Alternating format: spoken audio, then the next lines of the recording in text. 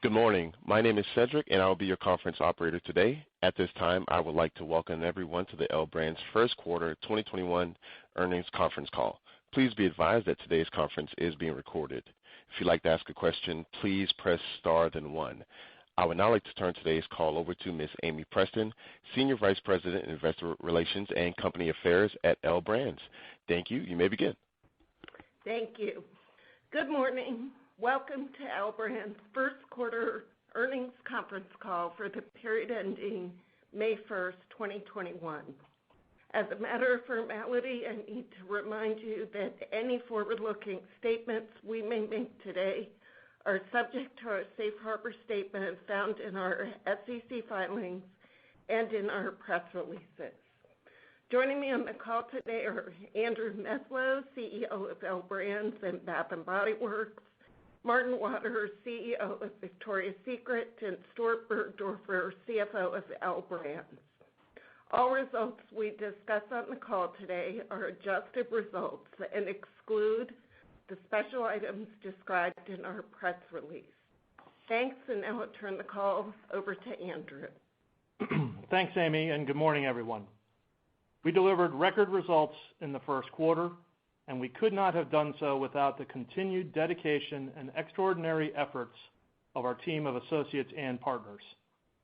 Our adjusted earnings per share of $1.25 significantly exceeded our initial earnings guidance of 35 to 45 cents, driven by stronger sales and higher merchandise margin rates than we initially forecasted. Performance was strong across the whole quarter. March benefited from stimulus payments hitting customer bank accounts, and we ended the quarter strong with good Mother's Day holiday performance at both businesses.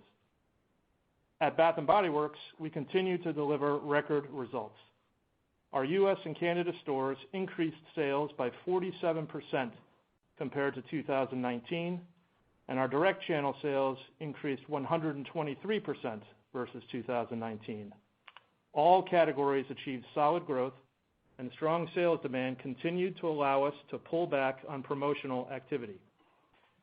Operating income in the first quarter was $380 million, an increase of 127% compared to 2019. Our operating income rate for the quarter of 25.9% increased 760 basis points compared to 2019, driven by merchandise margin rate expansion and leverage in both buying and occupancy and SG&A on the high sales growth. As we announced last week, our board has unanimously approved a plan to separate the company into two independent public companies. Bath & Body Works, one of the world's leading bath, body, and home fragrance retailers, and Victoria's Secret, including Victoria's Secret Lingerie, PINK, and Victoria's Secret Beauty, a leading retailer of intimates and beauty products. We expect to create these companies through a tax-free spin-off of Victoria's Secret to LBrands shareholders.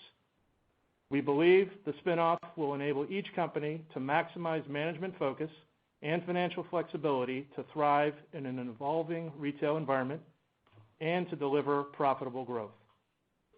The board evaluated the possibility of either a spin-off or a sale of Victoria's Secret with input from its financial advisors, Goldman Sachs and J.P. Morgan. Throughout the review process, the company received significant interest from and held substantive discussions with multiple potential buyers. Ultimately, the board concluded that the spin-off of Victoria's Secret into a separate public company would provide shareholders with more value than a sale. This decision follows the significant progress we have made over the last 10 months in the turnaround of the Victoria's Secret business, implementing merchandise and marketing initiatives to drive top-line growth, as well as executing on a series of cost reduction actions, which together have dramatically increased profitability. As a result of these efforts, Victoria's Secret is now well positioned to operate as a standalone public company. We expect that the balance of 2021 will not be easy as the world, the retail environment, and our enterprise and business continue to evolve, and we lap extraordinary results.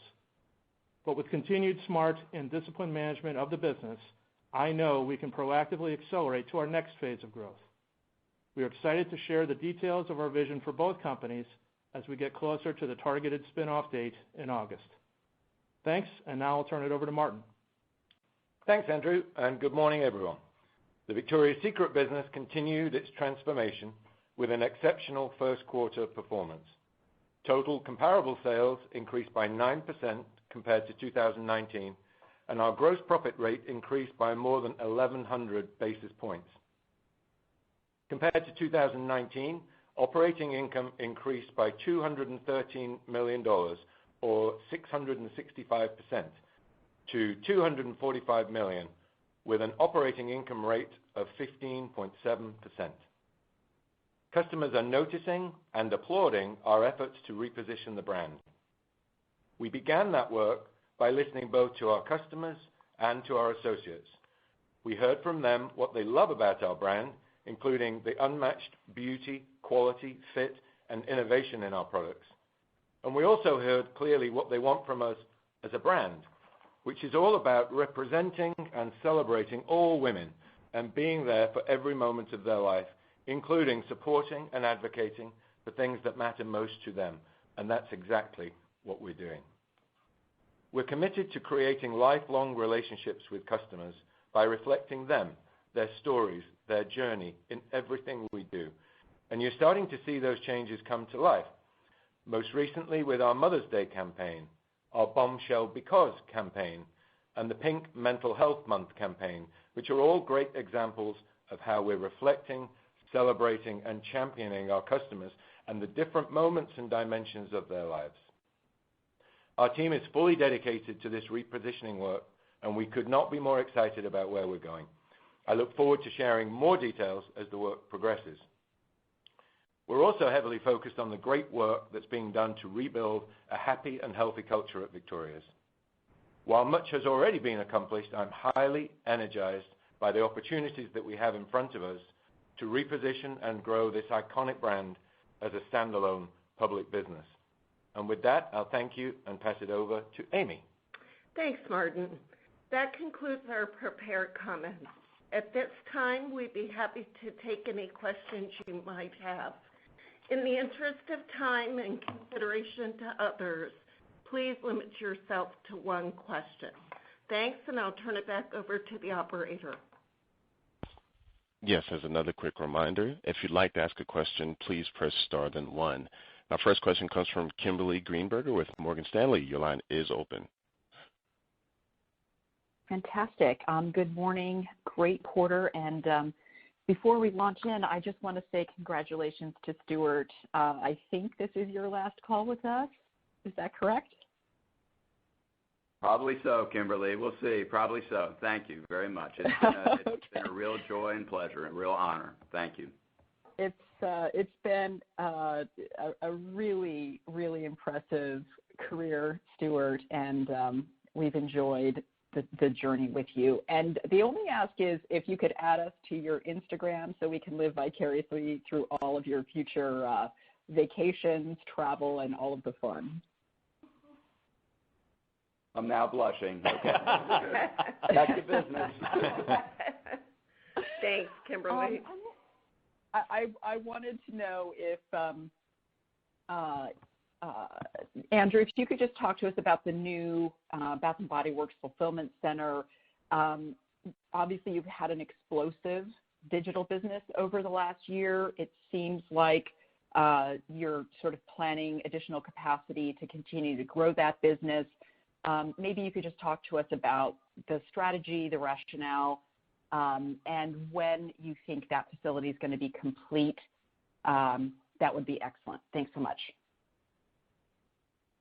Great. Thank you for the question, Kimberly. So to your point, yes, we continue to see tremendous growth out of our Bath & Body Works online business. As we just reported, results on a 2-year basis for the direct channel were up 123% in the first quarter, and that's after the full year 2020 where the business essentially doubled. So very pleased with the momentum we continue to see there.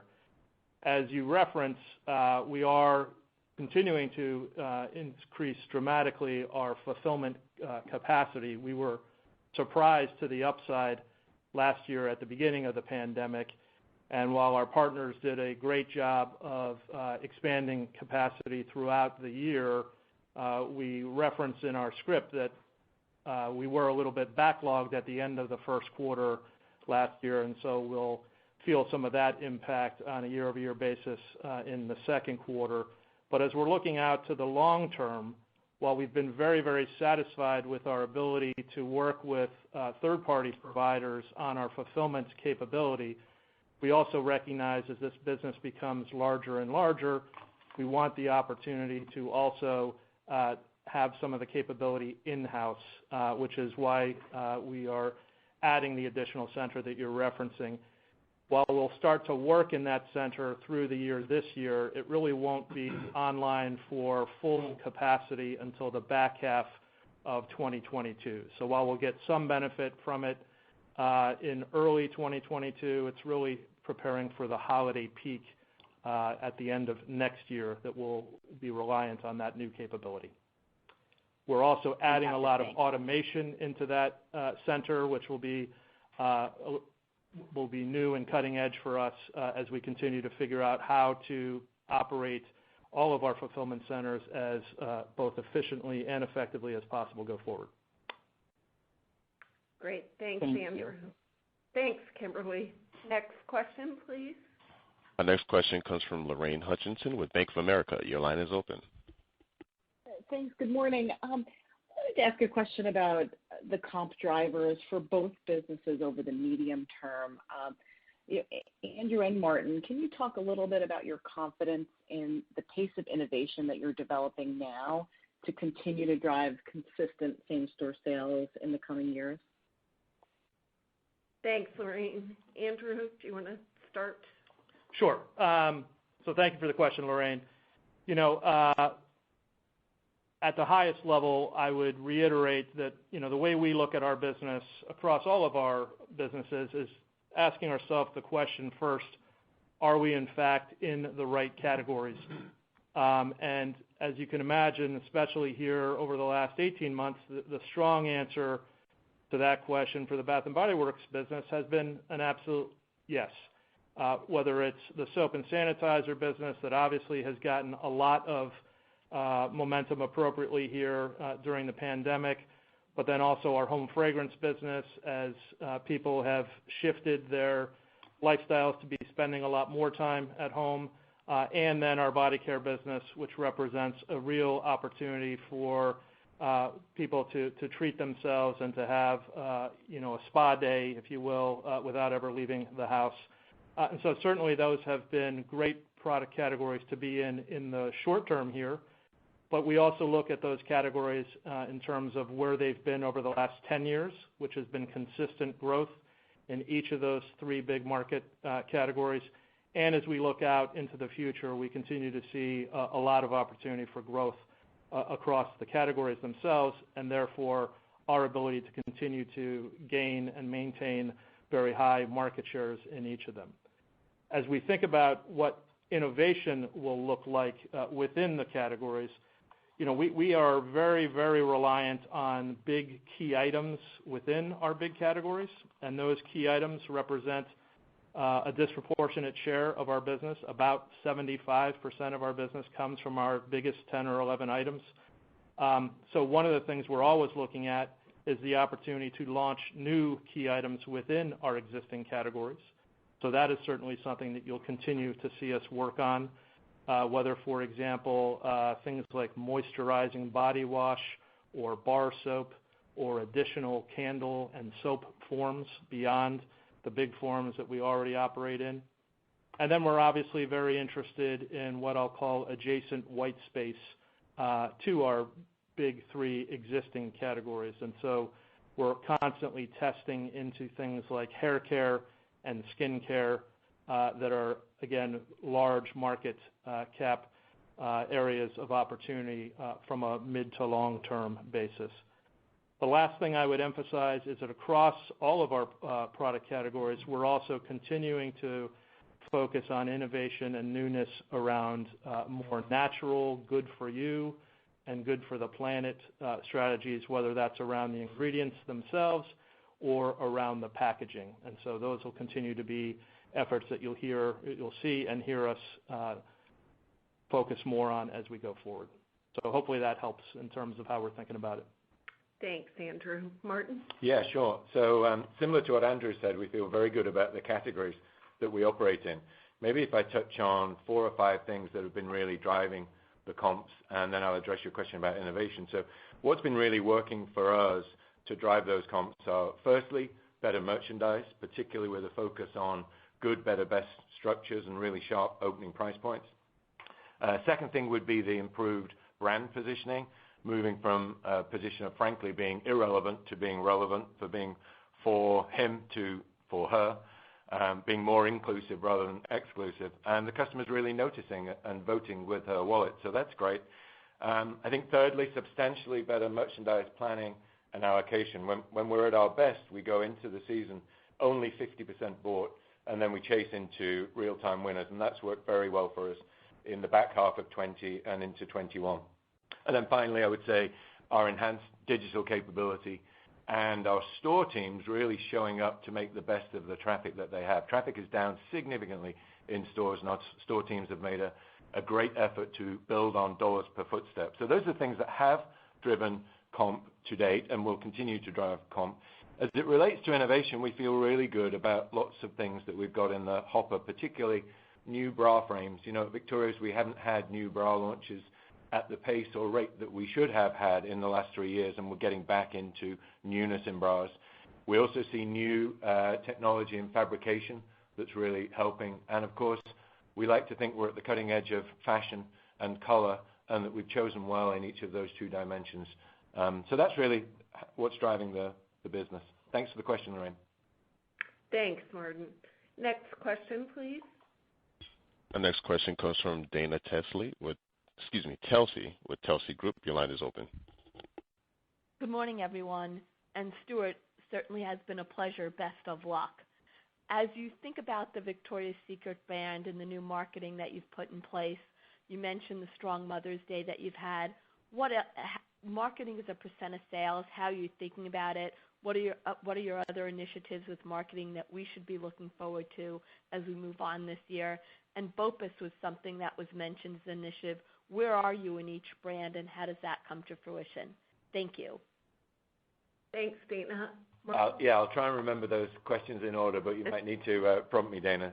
So our intention over the long run is to get back to investing about 5% of retail sales in the Victoria's Secret brand.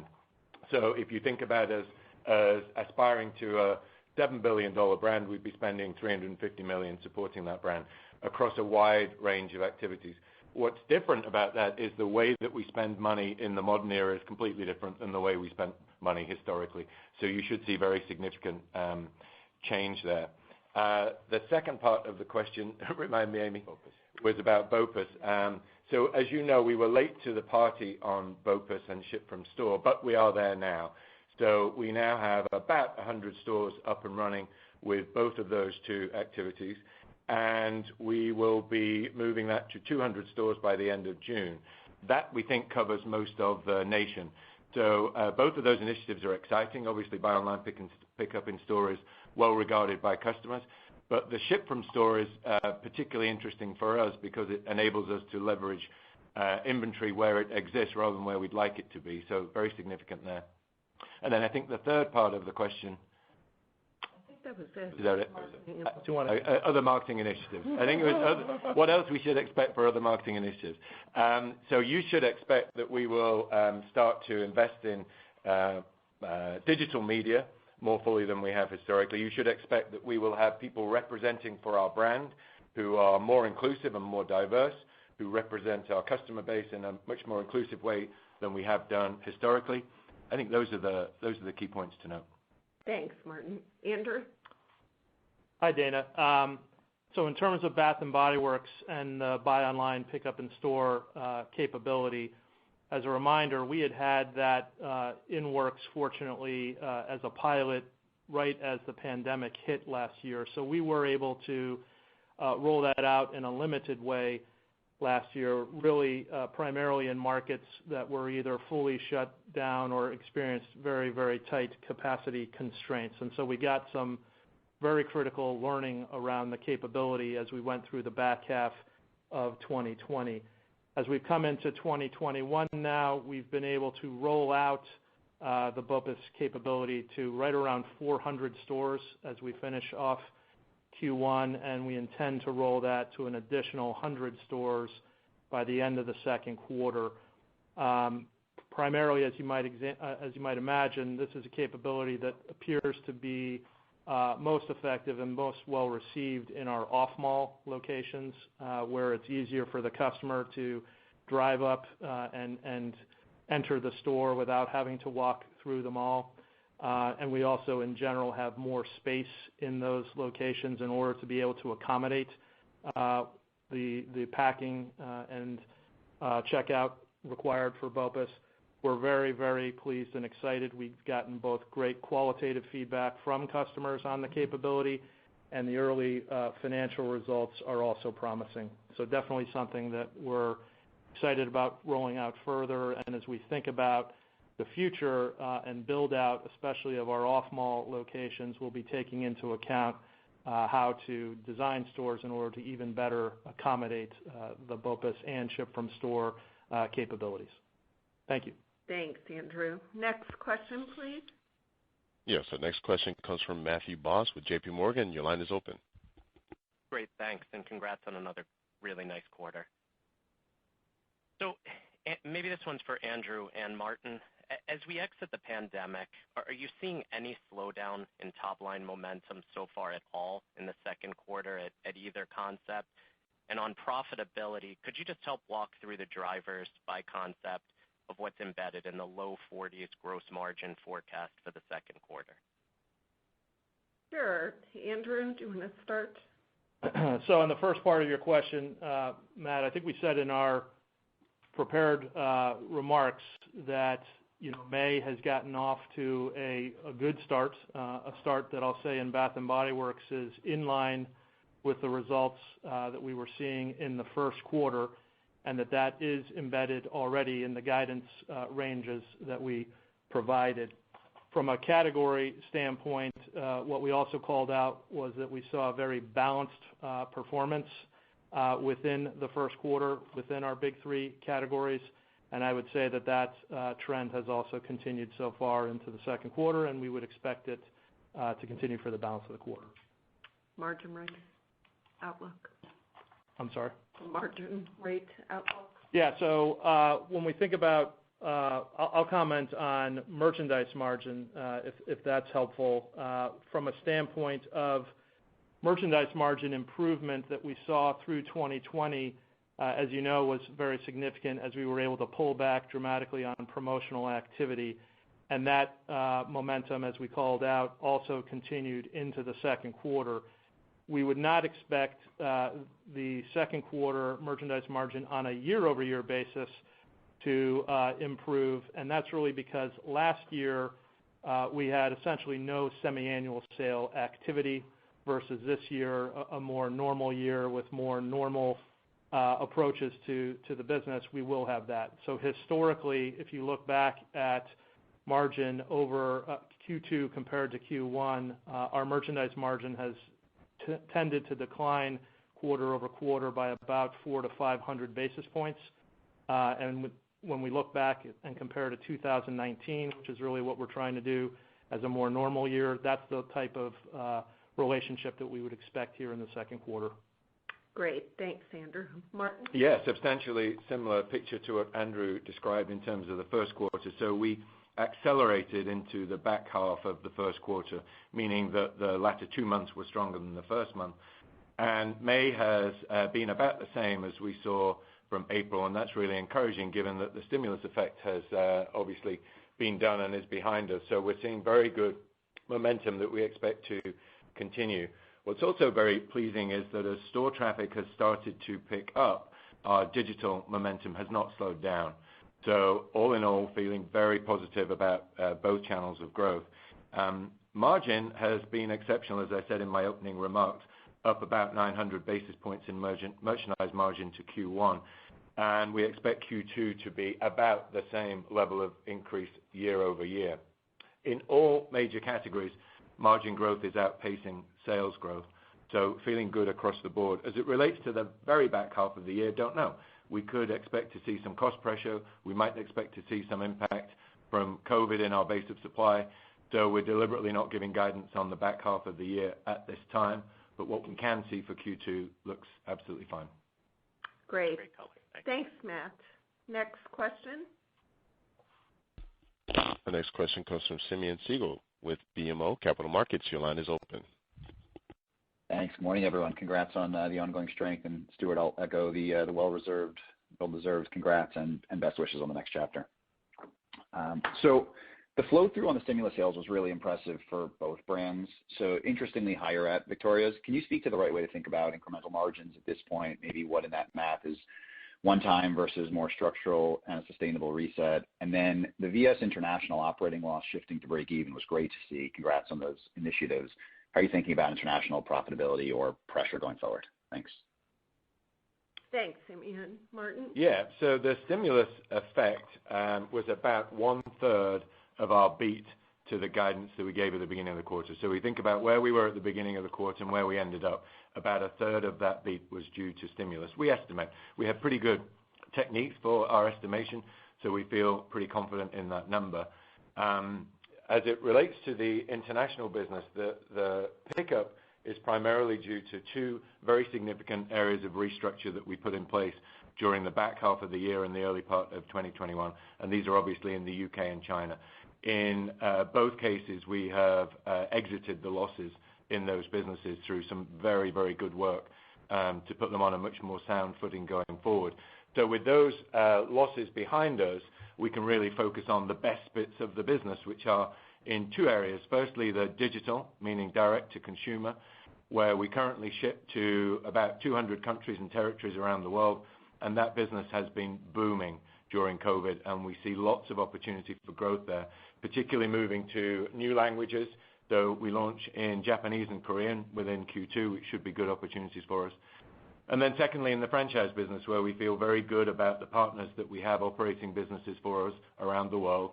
They've been through a tough time with many markets closed, particularly thinking about continental Europe. Very difficult, but the signs for the future are very strong in those regards. The one area of international that hasn't come back yet, and I'm not sure it will anytime soon, is travel retail. But happily, that's a relatively small part of our business and not one where we feel exposed from an operating income point of view. So across the board, feeling pretty optimistic, Simeon.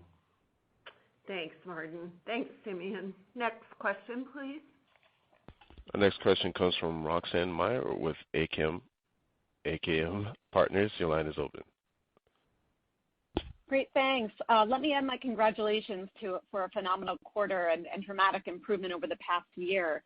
My question is for both Andrew and Martin. I'm just wondering, any initiatives or general updates around customer loyalty and loyalty programs that you can share for each brand? I know that, for BBW, it was something that you were testing. Probably the past year hasn't been a great environment to expand that, but curious to get an update as you're thinking about generating that customer loyalty program.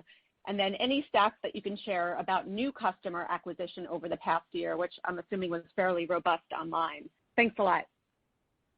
Thanks, Roxanne. Andrew, let's start. Sure.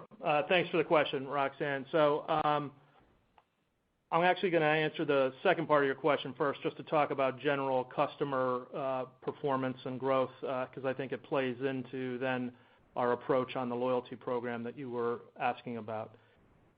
So as a reminder, when we talked about customers through the year in 2020, despite very, very strong customer response and reactivation through the back half of 2020, based on the fact that our stores were essentially closed for 90 days in the first half of 2020, we did actually finish the year in customer count at Bath & Body Works down in the low single digits percentage-wise to last year.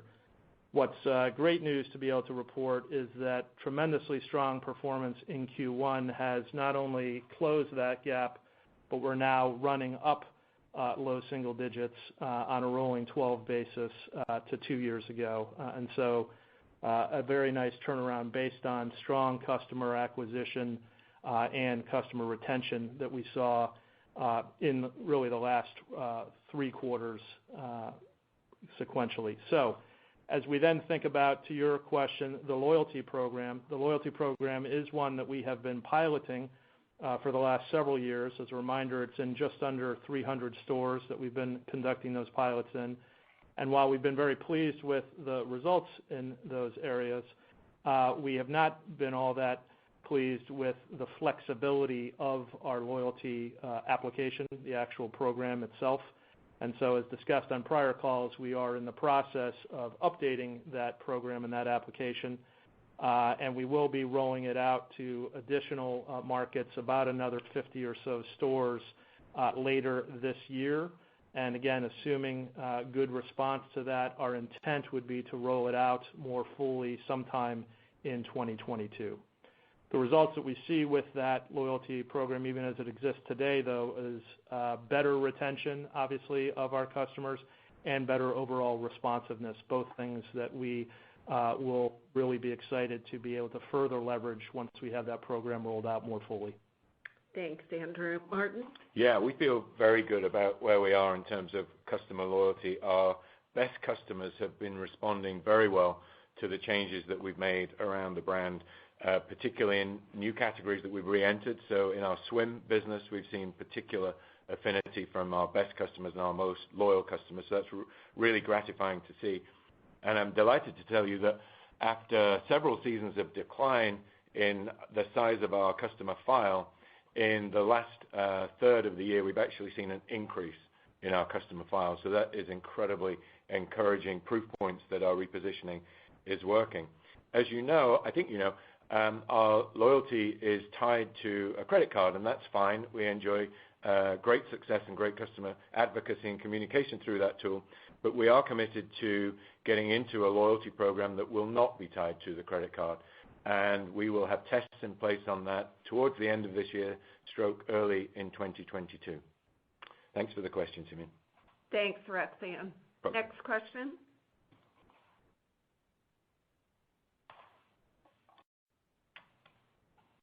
Next question, please.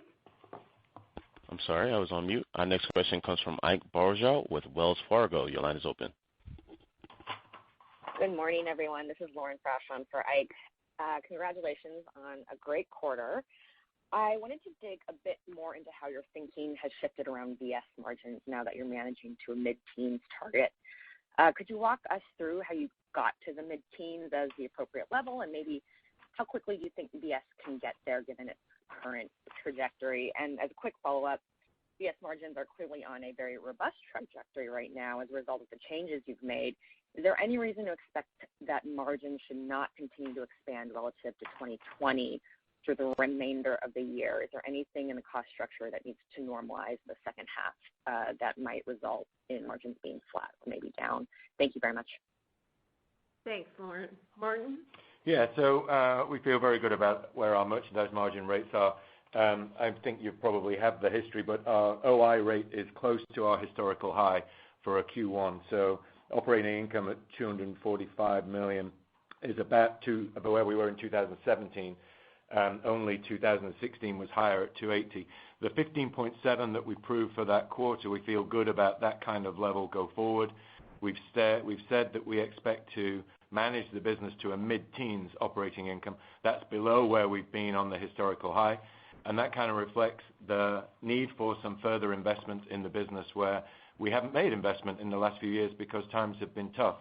So we don't want to overpromise on the margin. We want to give ourselves some room to be able to reinvest in the business, particularly in marketing strategies, but also reinvestment in our stores, which have been somewhat light in terms of investment over recent years. The good news that I can tell you is that margin growth is across all categories, and we do expect it to continue into the back half of the year. All of that said, we don't want to get too fascinated with our merchandise margin rates being at peak highs. We want to be more satisfied with delighting our customers, making sure we're reinvesting in the brand and putting our best foot forward for the long term. But absolutely no reason to doubt that we can operate this brand in the mid-teens. Thanks, Martin. Next question, please. Yes, our next question comes from Susan Anderson with B. Riley. Your line is open. Hi, good morning. Nice job on the quarter. I'm curious for the PINK business, did you see at all a pickup in sales, do you think, related to some students returning to the classroom this spring? And then also just curious what your expectations are for back to school or back to college this year. And at VS, I'm curious if there's new plans for expansion of the lounge category and if you expect to continue to grow sport within that again. Thanks. Thanks, Susan. Martin? Yeah, I'll take that one. So the PINK business has been terrific. And the PINK business particularly accelerated towards the back half of the quarter and is having an excellent May. So super strong performance, really good reaction to the new merchandise that Amy and the team have developed, but also to the brand positioning that they are pursuing. I think that strength is driven more by good fashion, being in good categories and delivering great marketing strategies rather than a return to campus. So we don't, in campuses and towns and cities where we see a higher level of return of students, we don't really see a difference in performance there. The same is true with states where COVID has been relaxed. We're not really seeing a material difference. So what that tells us is the main thing in a fashion business, which is having good merchandise and good marketing. So feel great about that. I think if Amy was on the call, she would remind me to point out that the growth has been particularly strong in intimates, because that's our core. So double-digit comp, same-store sales growth in our intimates business. Super strong performance in the logo business, which is particularly encouraging for the health of the brand. And maybe a couple of other snippets would be shorts are in. It's a good season for shorts. It's a good season for tie-dye. It's a good season for yellow. And we've been on all of those trends. So big congrats to the PINK team. As it relates to the Victoria's business, yeah, lounge has been great for us during COVID, and we intend to continue to invest in that category. The merchants in that area have just done a superb job, and we're starting to get to the point where we say, wow, our stores are too small again because there's so much good merchandise coming. All of that said, we are a bra business. We are fundamentally a lingerie business. The most important category for us to win in is the bra business, and that has the most attention around here, and we're determined to win back customers in that core category of intimates. And what we're seeing in terms of results is that is working. So the mantra that I would remind you of, Susan, is growth from the core, most important. Sports bras, we've been underweight. It's a category where we've been too light. We haven't had enough investment, and we will be course correcting that in the back half of the year. Hope that helps. Great. Thanks, Martin. Great. Thanks, Susan. Next question. Our next question comes from Jenna Giannelli with Goldman Sachs. Your line is open. Hi there. Thanks for taking my question. Just as a follow-on to the margin question earlier, I'm wondering if you can extrapolate a little bit more on the potential for inflationary and or supply chain headwinds in the second half that you mentioned in your prepared comments. Just a little bit on the magnitude of them, if it's labor, if it's distribution, freight, et cetera, and then really what you feel your strongest levers are to mitigate some of these pressures. Thanks so much. Thanks, Jenna. We're going to go to Stuart. So just to comment broadly on it, and Andrew and Martin have also mentioned it, there are certainly risks out there and potential pressures, but for the back half of the year, we haven't provided guidance, and as we do so, we'll try to incorporate those views, as we move through the year. But hard to quantify at this time, and obviously the businesses are taking steps to mitigate some of the pressure. Thanks. Thanks, Stuart. Next question, please. Our next question comes from Janine Stichter with Jefferies. Your line is open. Hi, good morning, and congrats on the progress. Just had a clarification on the commentary on the quarter-to-date trend. I think you said for both brands it had been tracking similar to 1Q. Is this similar to the 1Q rate ex-stimulus? And I'm just curious what your expectation is for consumers. Have they spent most of their stimulus in your mind, or is there still potentially some benefits that flow into 2Q? Thank you. Thanks, Janine. Andrew, do you want to start? Sure. To your point, Janine, on a clarification basis, we would say it's in line to the stimulus-adjusted trend to slightly better. And speaking on behalf of Bath & Body Works, the stimulus benefit that we saw was primarily in March with a little bit of carryover into April, but really not seeing any lingering stimulus benefit through late April and into May so far.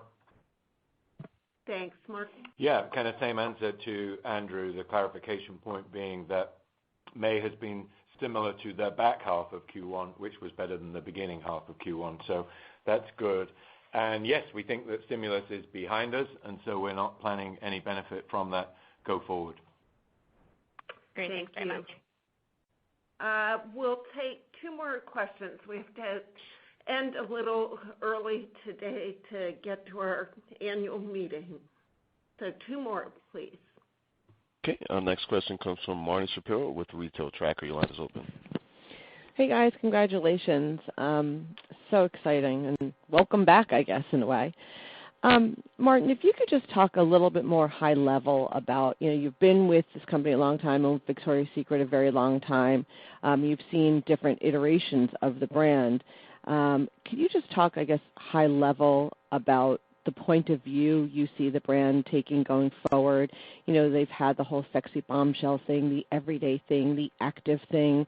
Just in general, I guess, big categories and point of view that you see the brand taking going forward. Yeah, brilliant. Thanks, Marni. I could take up the rest of the call with this one. This is my favorite subject. Go ahead. I'll try and be brief. It starts with the notion of redefining our purpose. We have a clear reason why we exist at Victoria's now, and that is to inspire women around the world with products and experiences that uplift them and champion them and support their journey. It's their narrative, not ours. And so how will we accomplish that? Well, we think about it in terms of creating lifelong relationships with women by reflecting what's important to them, what journey they're on, what stage in their life they're at, and perhaps more importantly, creating positive change for women through the power of our products and our platform, and also our advocacy. So advocacy is a big, big word for us going forward, and I have a bold ambition that Victoria's should be the world's biggest and best advocate for women.